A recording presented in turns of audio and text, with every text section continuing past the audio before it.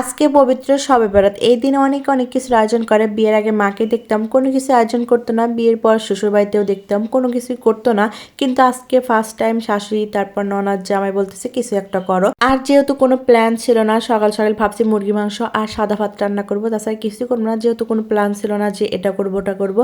হঠাৎ করে যেহেতু বলতেছে সকালে, তাই আর কি আর করবো, আমি তো সকাল সকাল মুরগি মাংসটা রান্না করছি, তাই আর কোনো কিছু করার নাই। সাথে একটু হালুয়া বানাবো আর পিঠা বানাবো, এটাই ভাবছি, আর কিছুই করবো না। আর আজকে যেহেতু শুক্রবার, তাই হচ্ছে আমি একটু সকাল সকালে রান্নাটা করতেছি। এদিকে মুরগি মাংসের জন্য আমি মশলাটা ভালো করে কষিয়ে নিয়েছি, তারপর মাংসগুলো দিয়ে আমি অনেকক্ষণ কষিয়ে নিয়েছি। কষিয়ে নেওয়া হয়ে গেলে এখানে আমি কিছুটা পরিমাণ আলু দিয়েছি, আলু ছাড়া তো আর চলবে না, তাই আলুগুলো দিয়েও হালকা কষিয়ে নিলাম। তারপর ভালো করে কষানো হয়ে গেলে এখানে আমি পরিমাণ মতো ঝোল দিয়ে দেবো।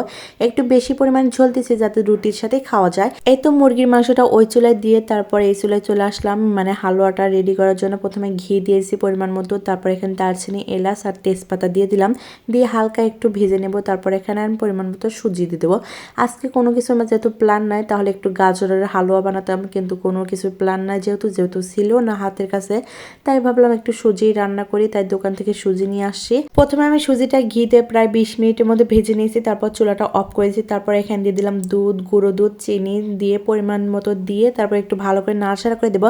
আর চুলাটা অফ করছি কারণ মানে চুলা জ্বালানো থাকলে একটু দলা পাকানোর সম্ভাবনা থাকে, সেই জন্য আমি হচ্ছে চুলাটা অফ করে দিই, তাহলে ভালো হয়, দলা পাকে না, দেখতেও ভালো লাগে আর খেতেও মজা হয়। এই তো সব কিছু দিয়ে ভালো করে মিক্সড করে তারপর চুলাটা জ্বালিয়ে রান্না করে নিয়েছি। এই তো রান্না হয়ে গেছে, একটা বাটিতে নেমে নিচ্ছি। দেখতে কতটা সুন্দর হয়েছে তাই না, খেতে অনেক মজার ছিল।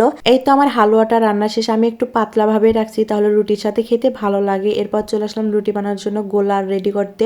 প্রথমে একটু মানে পানিটা ফুটিয়ে নিয়েছি, তারপর এখানে পরিমাণ মতো চালের গুঁড়া দিয়েছি, একটু মানে ময়দাও দিয়েছি, তাহলে একটু নরম নরম হবে। এই তো দিয়ে তারপর ডোটাকে আমি ভালো করে একদম মেখে নেব, একদম ফিনিশ। আমি চুলার উপর রেখে এই জিনিসটা একদম ভালো করে মিক্সড করে নেব, তাহলে ভালো লাগবে।